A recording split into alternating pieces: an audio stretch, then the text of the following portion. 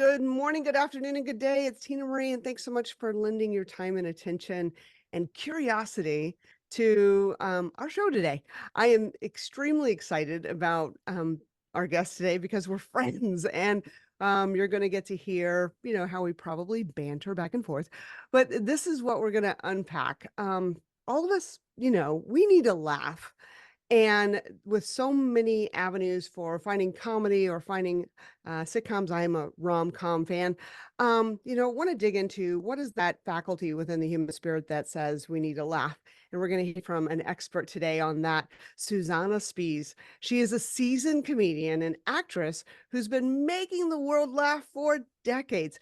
Featured on comedy stages such as the Improv in LA, the Laugh Factory, the Comedy Store, and dozens of additional stages across the US.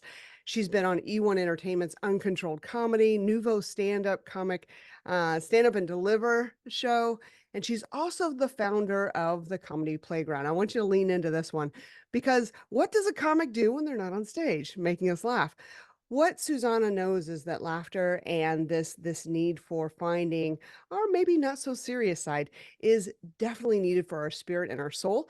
And so what she does as a business is the Comedy Playground. And since 2002, she's taught thousands of youth, adults, senior citizens, and corporate executives and professionals how to tap into the universal language of humor. So we're going to be unpacking that as well. She's taught stand-up as a visiting faculty member at AMDA in Los Angeles for over 10 years and continues to coach clients of all ages all over the world. You're also going to hear the story of how I discovered Susanna.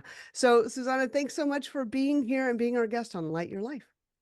Thank you so much. I'm so inspired by you just by the minute you open up your mouth. You are just so inspiring and so wonderful and so dang funny. And it's an honor to be here. I'm so happy to be here with you today. It's awesome. It's going to be so great. So I want to share a little bit of how we met because it's funny in itself, right? I don't usually get speeding tickets. So I got pulled over. I didn't even know I was really getting pulled over. I thought he was joking. And so those lights don't joke. And so I pulled over into a Whataburger.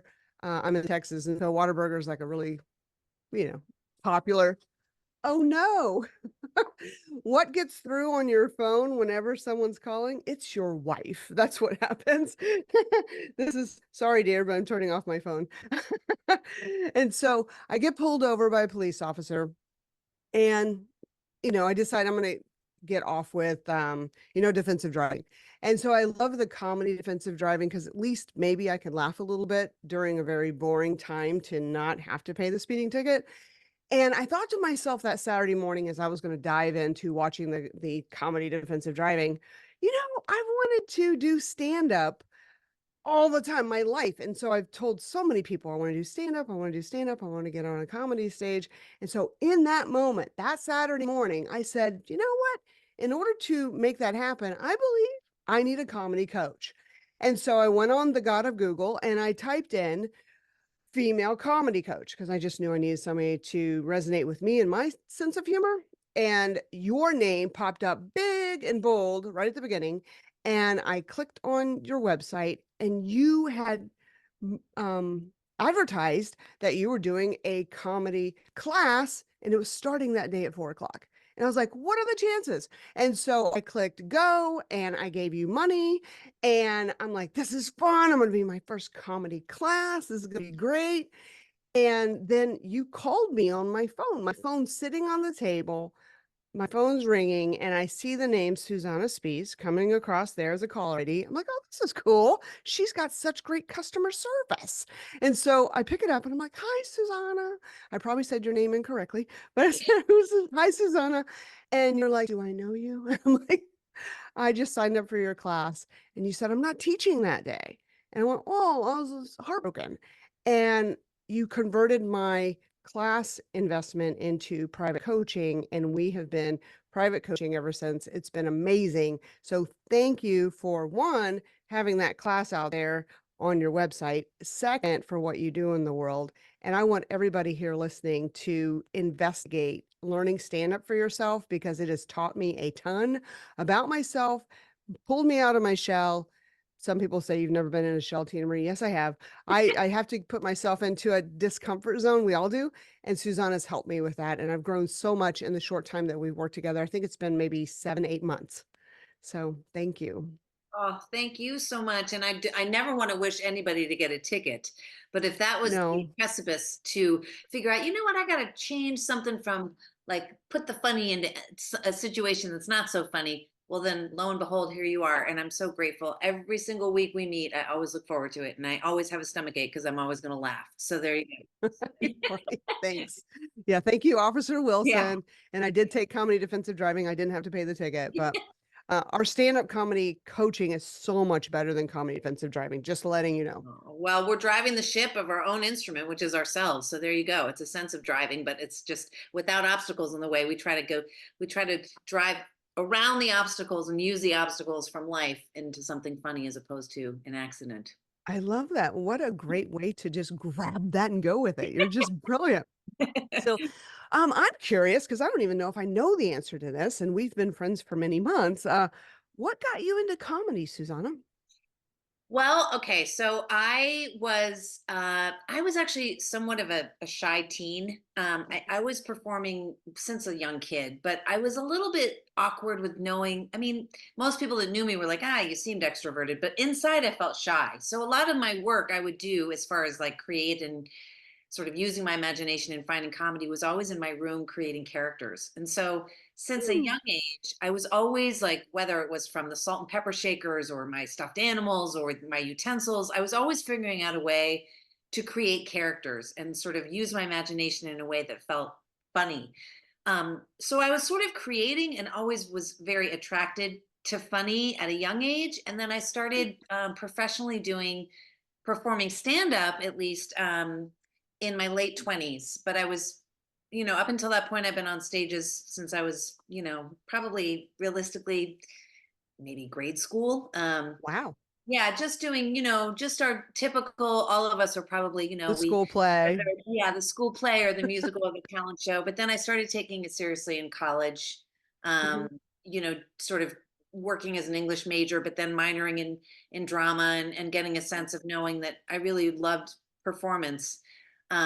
And then stand up took its own direction after I did one show, and I was like, whoa, How'd you get onto that one show? Tell us about that. I was involved in a class as well, and it ended in a show. And then when the minute I was there on the stage, I was like, "Oh my god, this feels really good." And I just did it. And then I was like, "Wow!" I had no intention of knowing like I wanted to pursue stand-up comedy as much as knowing, "Wow, this felt really natural." And for me as an actor, I still perform in any way that I can. I love acting, but with stand up you create anything you want. It's just you up there. And so um one of the things I really gravitate towards is doing character work. And so stand up was a great vehicle for me in that capacity, that wow, I could create characters and do it in this platform. So it kind of became my go-to from there. That's marvelous. And I've seen some of your characters, which you're just phenomenal at delivering. And there's a show that you did, The Dryer, I guess, where you wrote and performed over 30 original characters. Yeah, so the dryer was based on a summer where I went through a really bad breakup and I was like trying to find my way. And I ended up going to Northern California and I worked as a director of a camp. And it was, it was really great, but Uh-huh. it was definitely, there was some great material that was brewing. And I find that, whatever we're doing in life, you can always find great material. But the sort of the backbone to that was that I developed characters that I experienced along the way. And then my more recent one person show was just last year called Wasted. And Yeah, that sold out, right? it sold out in New York and LA. That was based on, unfortunately, an accident that I had that left me with a condition called CRPS, which is not fun, but it is, again, it's motivation to show that you really can turn something that's a crappy situation into something that can be very cathartic. And so my goal with that is to keep performing that. And that has about 24 characters in it. So Whoa. yeah, I know it's weird. It's like How do you keep them all in there? well, I know it's more like where's Susanna, and the characters come through better than Susanna does. So That's yeah, funny. it's really fun. I mean, there's material around us all the time. It's just knowing Mhm. how to tap in and use it in a way that you can hone. That- Yeah. And so you've taken your comedic way of being and your ability to see funny despite the circumstances and despite pain in life, which we all have, right? And you bring it to audiences to help them do the same. Yeah. And so when did you start that avenue of coaching and facilitation and your workshops that you do for audiences and then in corporations and in companies? Well, so Comedy Playground was a company I started back in the early 2000s, 2002, but it was sort of the outcome of working as a drama teacher in the public schools. And so Mm. when I was working as a drama teacher, I noticed, wow, these kids really are drawn to humor. They don't really want Mhm. to learn the English, the course that they're doing, but Right. they gravitate when there's humor involved. So I started creating a curriculum outside the classroom, and then that started developing into something outside of the schools. Thus Comedy Playground was born. And then I sort of kept on nurturing youth. At that time was mostly 10 to 19-year olds. And then I brought it into the Improv in Hollywood, where we showcase after their 8 weeks. And then the Fun. corporate side, yeah, so they've been doing showcases there. We have a show coming up on February 25th for the West Coast division. We call it CP West. There's a Comedy Mhm. Playground West and a Comedy Playground East, and it's headquartered in LA. And yeah, so the kids come and they learn improvisation and stand up, and they culminate in a live show.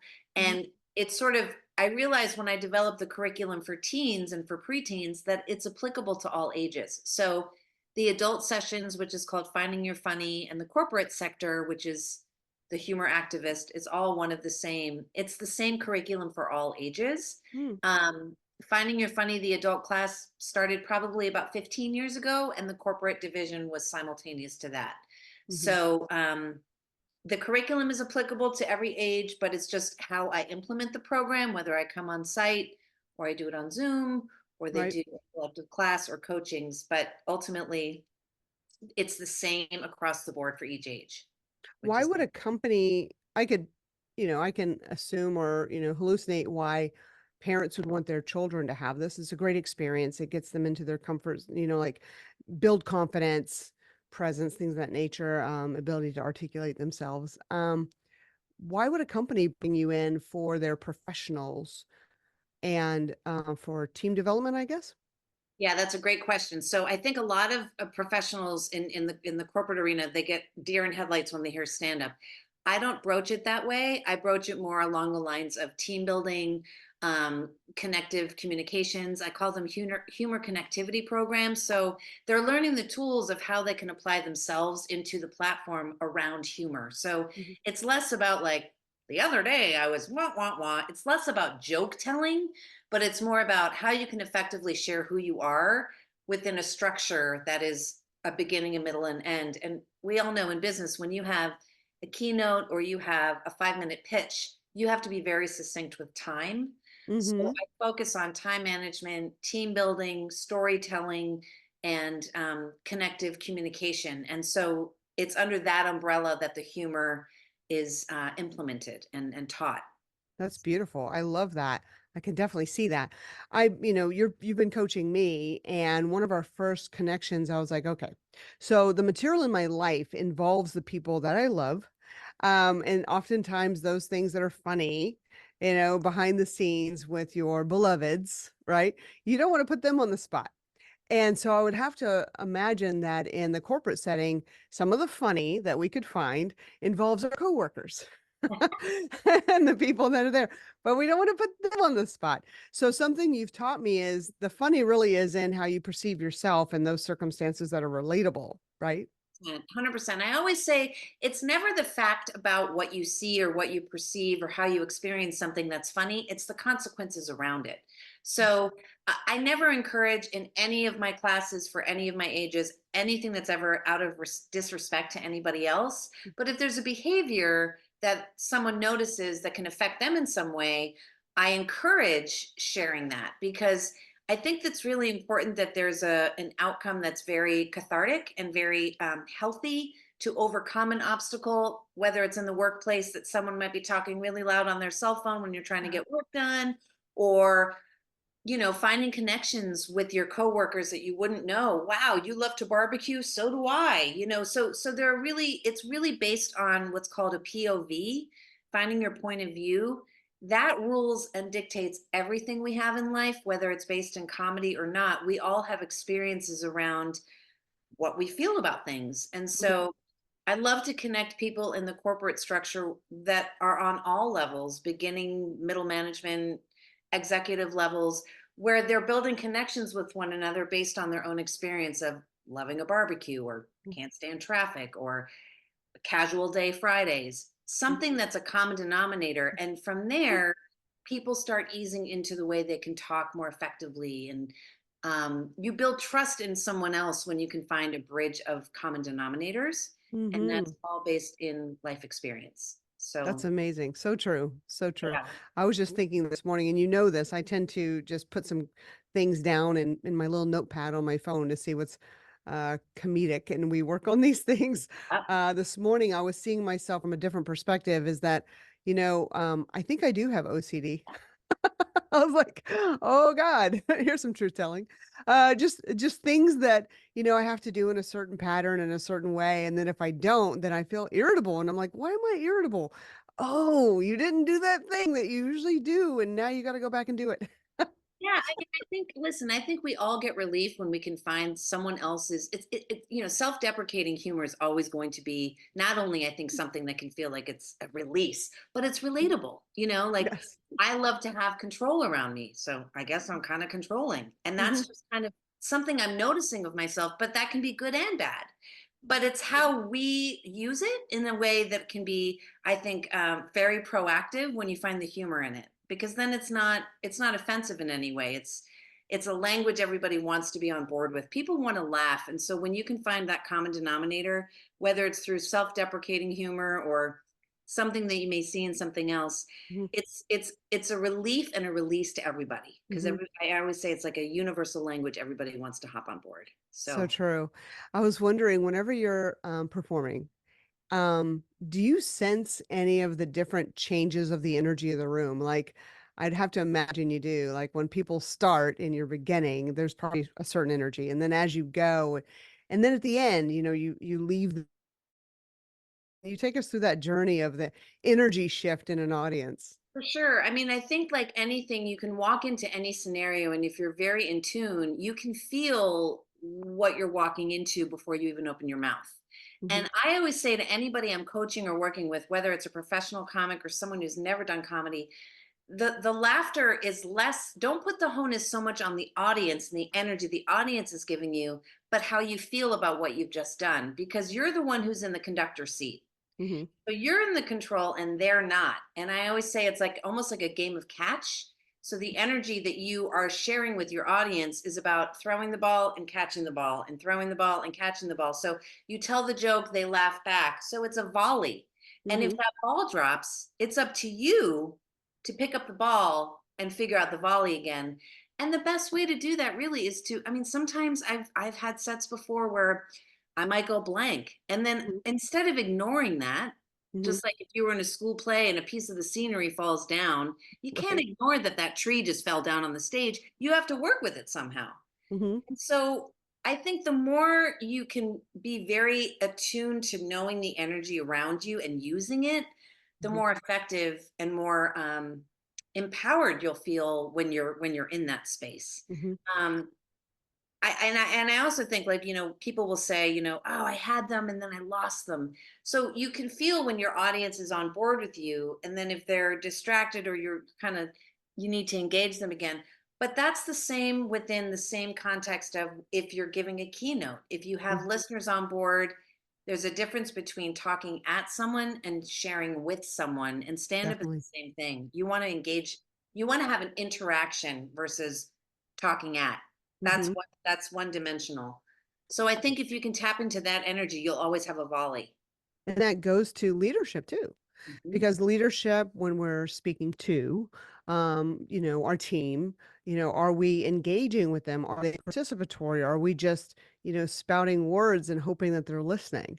So, this reminds me in a leadership sense of being present and being connected to the others. Yes. And just Yeah. taking your time, just like I think people want to rush through an awkward moment, but I Hmm. think the awkward moments are really great gifts. I know that feels weird, but sometimes I start my classes and I'll say, how are we on the awkward meter? What's the number on the awkward meter? And that's just a meter I start my first class with always, because it's like people don't know each other and it's like everybody's feeling a little self-conscious. No, it's an 8, it's a 9. And by the end, it's a 3 or a 2.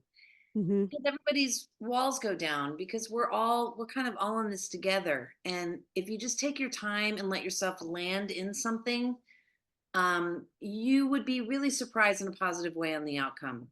Hmm. We get in the way of ourselves, really. That's our biggest obstacle. Absolutely, absolutely. So take us into the workshops and the coaching you've done with finding your funny. Um, what has been a powerful transformation that you've experienced with a student or with a professional that you could share? Well, I mean, I think every single situation has its own transformation in its own way. I've never had anybody, I mean, knock on wood, but fortunately, in Hmm. all the years I've been teaching, I've never had someone who hasn't been affected in some way.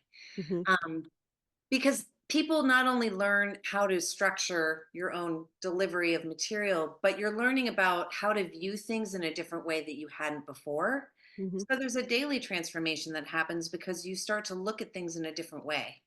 Um, I don't know if I can think of one particular person. I know that across the board, I've had several different people, whether Hmm. it's in the corporate or in the youth or adult program, that people who are very shy and introverted have really been so surprised at themselves because they've been able to get up there and speak in a way that they didn't know they could. But when you trust yourself to be able to share your opinions on things, there's really nothing that, I mean, we all want to share a good story, Yeah. even if we're maybe afraid to.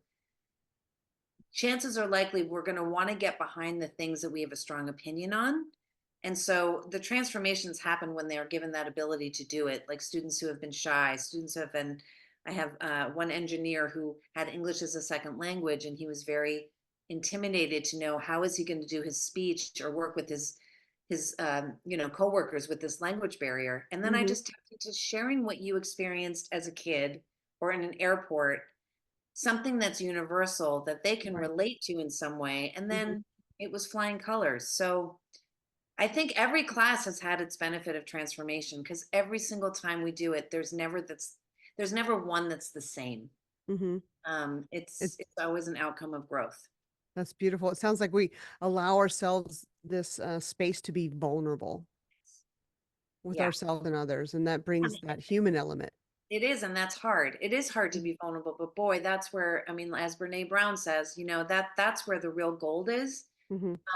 I do these exercises in each course that are based on truth. Everything in comedy, whether it's stand up or anything, I believe in any art form Mhm. within the comedy genre, um, Yeah. with the exception of sitcoms and scripted writing, I really do believe it has to land in truth and authenticity. So Mhm. the way I design the coachings or the classes is everybody's just sharing their truth. There's not necessarily a right or wrong, Mhm. but when you tell the truth on something, again, that's what you root consequence around, and the consequences around that truth is where there's funny. Mhm.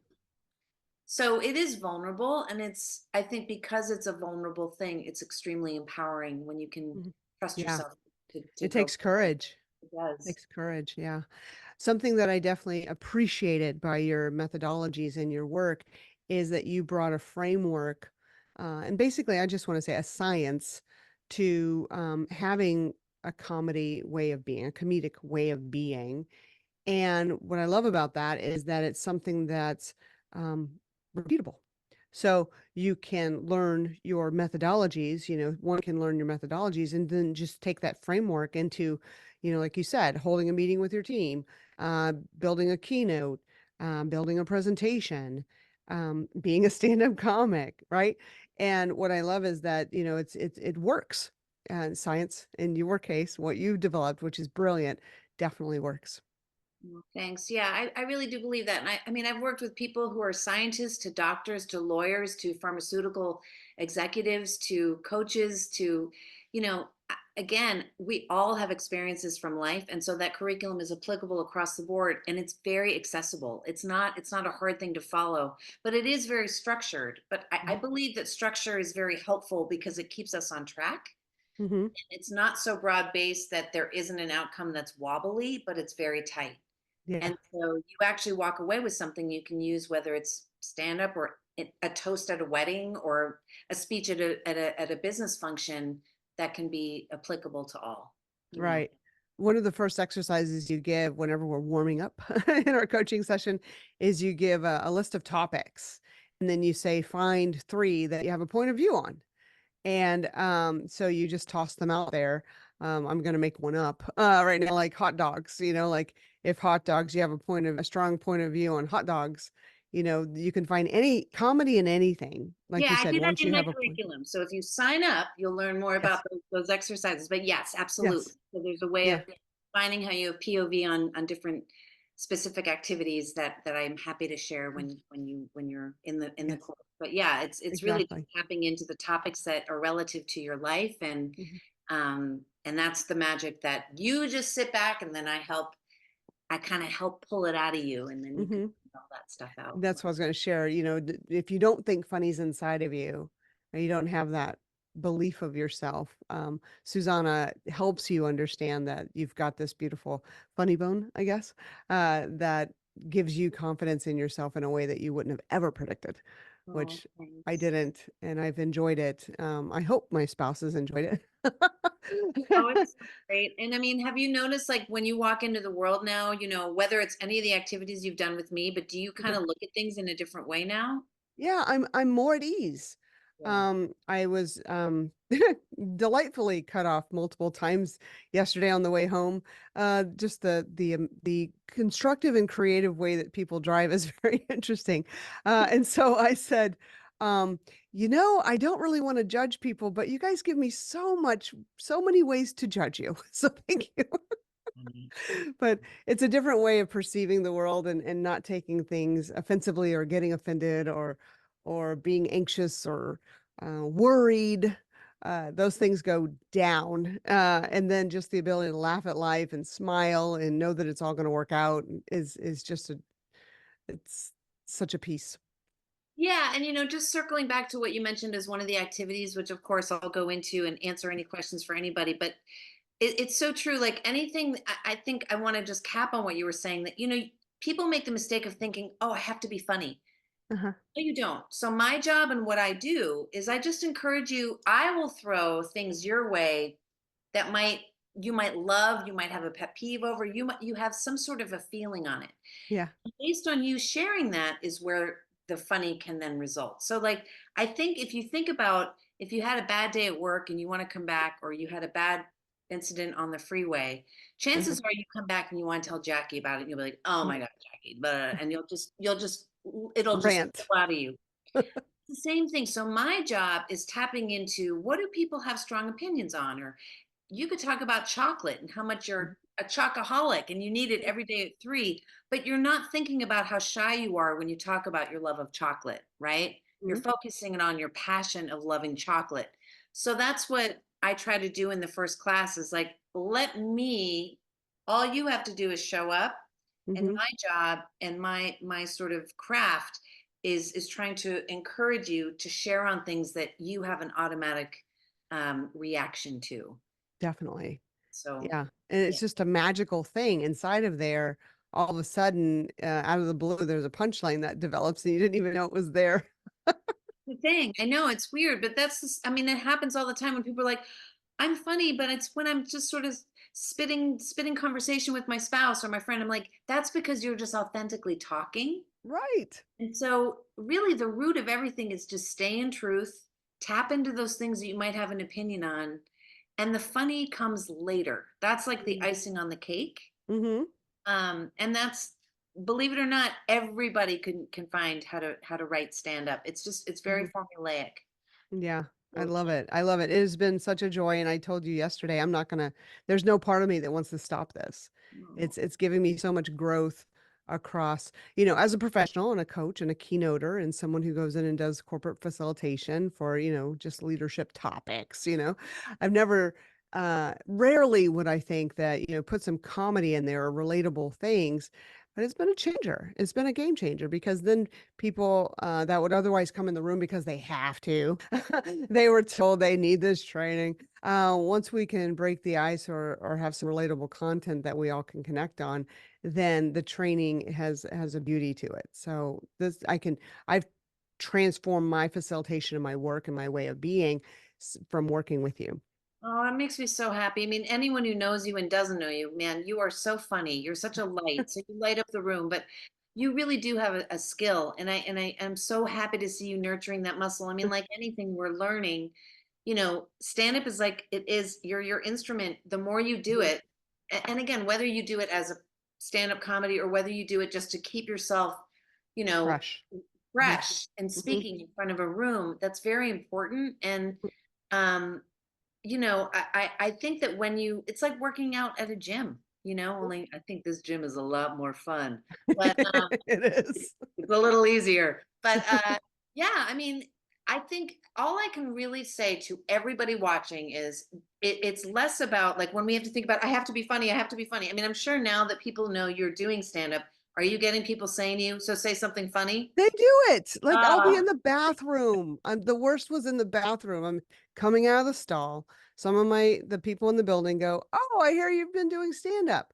What's funny today?" And I'm like, you I know. know, I know. And then you're like, well, you'll be in my next joke. No, just kidding. But no, I know. It's less about because again, I know it sounds strange, but there's such a shift, I think, in my own passion around comedy, especially stand-up right now, that the funny is of course, the goal, finding the funny.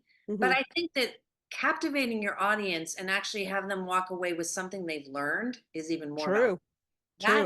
That's that's the That totally. that's the winner. That's really Mhm. what my focus is on. So I think that stand up can be extremely educational and very moving for people to learn about things that are Right. really important.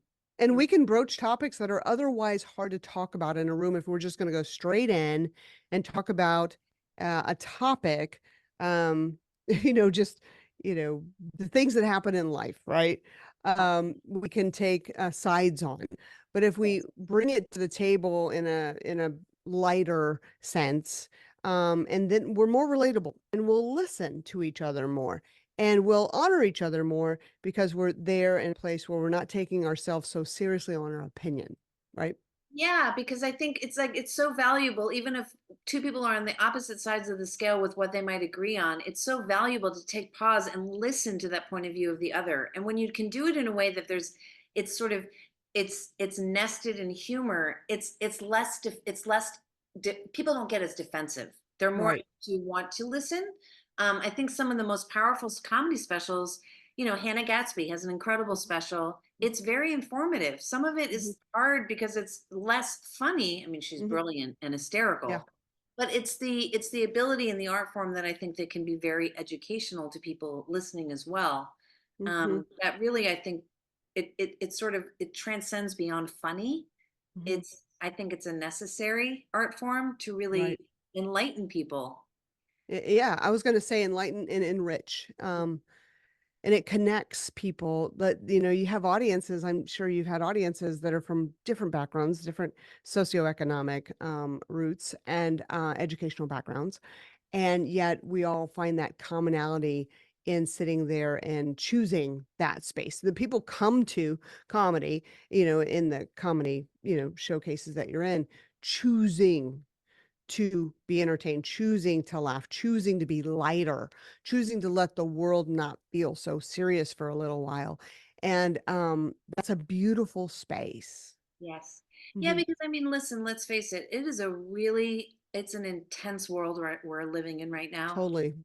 And especially with the pandemic. And that's the irony too, is people will say, how can you do a set when things are so glum right now? I was like, but that's exactly the need.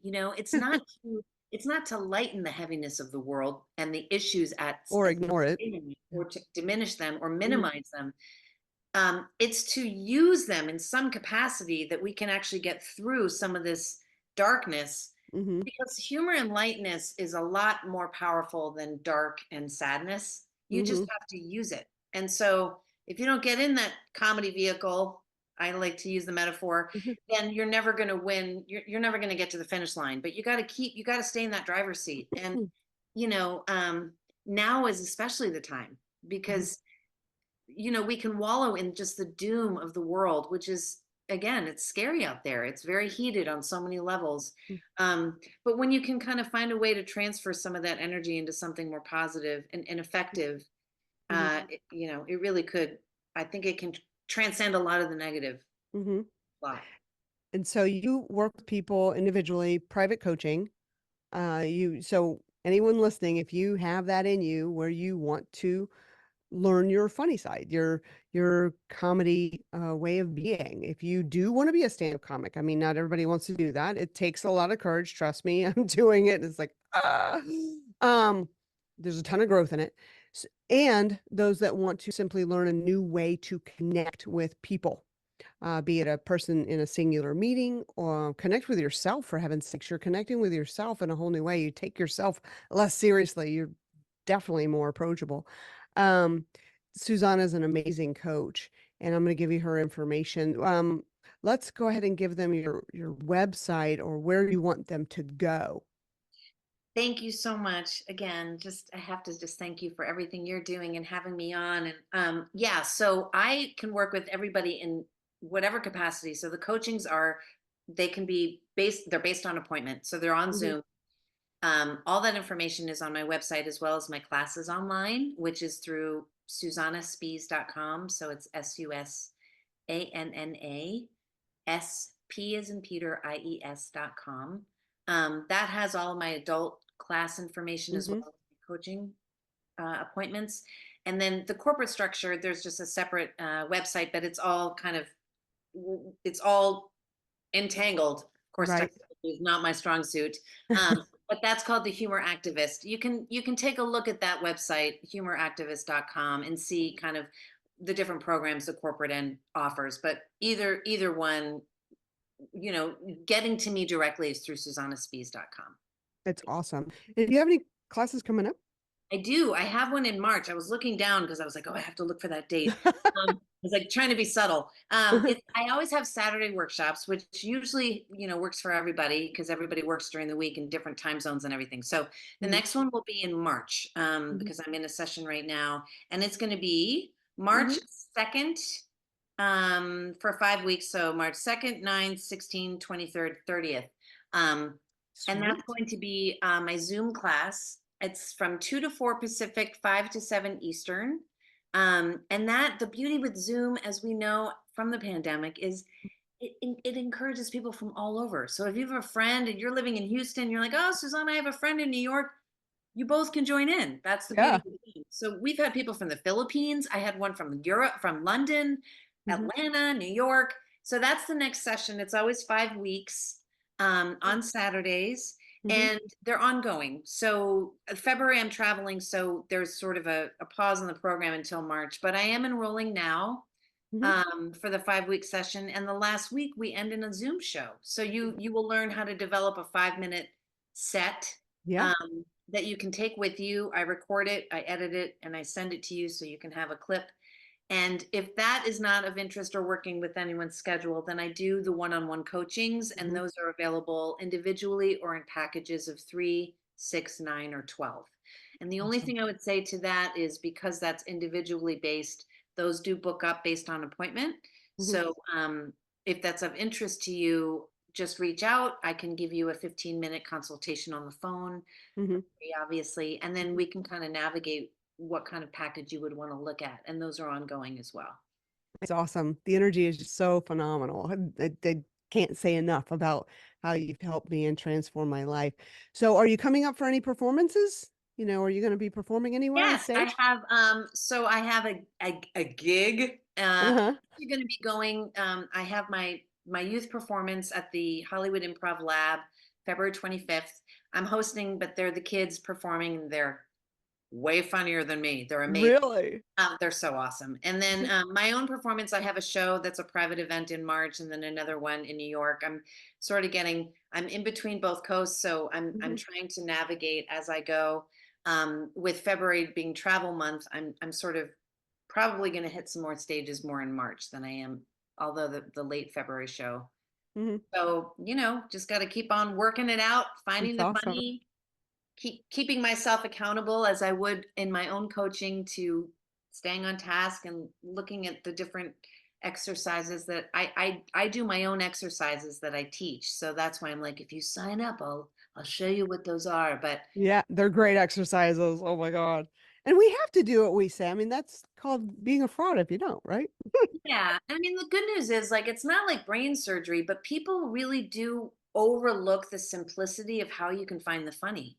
Like we Mhm. want to think it's some scientific thing, and I can't do it. I'm like, yeah, you can. You can do it if you're walking on the street and you see a dog taking a poop without a poop bag. I mean, that's gross, but there's going to be funny Oh, I have something on everywhere. poop bags. Like imagine all the humans are gone and aliens or whatever takes over.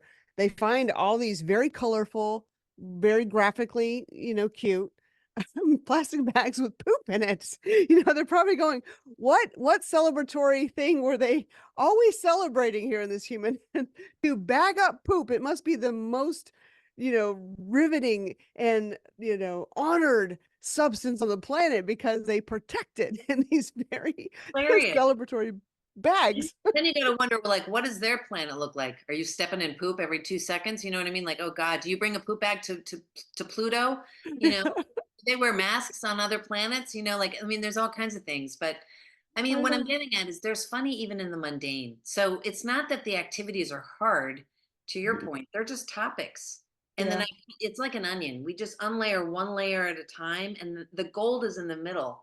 Hmm. But I really do want to emphasize to anyone listening, it's not about you having to be funny. I work with people who literally are as shy as you can't imagine. It's tapping in. It's beyond the fun. Excuse me. It's beyond the funny. It really is. Hmm. It's the So relatable. You've helped me know so much. It's the relatable. that's the stuff. It's the That, relatable. It's fun. And I had a question down here, and I guess I'll go ahead and ask it.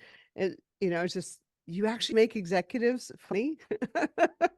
I know. Well, I mean, again, like it's so funny when you said have CFOs? the energy. When you asked the question earlier about have you ever seen the energy shift or like have you ever seen a transformation? I actually have. I remember very vividly seeing two executives that were literally crossed armed and they were like, I wonder what this girl can do. And Right? I did my thing. And then by the end, they were totally open armed. I was like, I did it. So Woohoo! because I think people they want to clam up, executives especially, because their comfort is what they know. It's Yeah. uncomfortable going outside what you know. But the thing is, this is all based in what you know. That's what they're like, oh, I just talk about the things I have strong opinions on. I'm like, yes. And they have Yes. opinions. They They definitely know. so yeah, they I love love it. it. Yeah. So I have my magical hat. We call it ideas from the hat or thoughts from the hat. And so I was going through a few of them. I was like, I want to find one I want to ask Susanna. And it is, if you could have a serious or maybe a funny conversation with a human of your choice, dead and they come back to life, or alive currently, who would that be? That's a great question. That's a very good question. And I think the first person that automatically came into my mind, there's two people. I don't know if I can tell two. Yeah, go for it. Probably Lucille Ball, just because I Oh, think she's pretty much the legend of all legends, or Carol Mhm, Burnett. Um, yeah, I'm very drawn, obviously, to the generation of women who really, really spearheaded comedy. So she was mhm, such a legend that obviously it goes without saying. The same as Lily Tomlin, Carol Burnett. Um, mhm. there's like obviously Lucille Ball's spirit has inspired me every single day.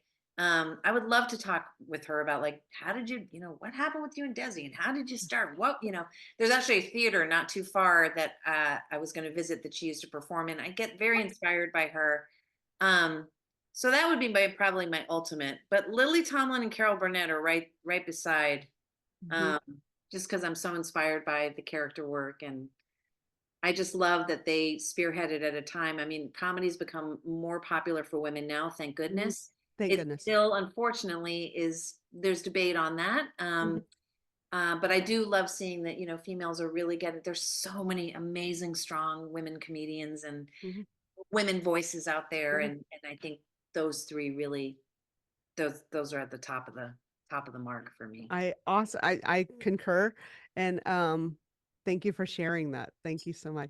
So everyone make note of, Susanna's website, Susanna, Susana, Spies, Spies.com, and the comedy you said advocates? No, So the humor activist, which is humor. if you go to SusannaSpies.com, it has links to the other websites. But Oh, that cool. one, I think, based on who's listening, would probably be the Yeah. most useful. That's Um, awesome. SusannaSpies.com. And I can't wait to see you more. And whenever we put out our show notes, we're going to put some links into your comedy shows so they can just go to YouTube and watch you perform, which is so fun. Thank you Thank so you much. again. Thank you so much for having me. And anybody who is listening, obviously knowing Tina Marie or new listeners, go see her stuff too. She's just so wonderful. And in any scenario, wherever you are, just remember laughter is like one of the most powerful free tools we have out there. So tap into it. It's a great resource to plug into. It's important. So thank you, Tina Marie, for making me laugh all the time. Oh, thank you, Susanna. Until next time.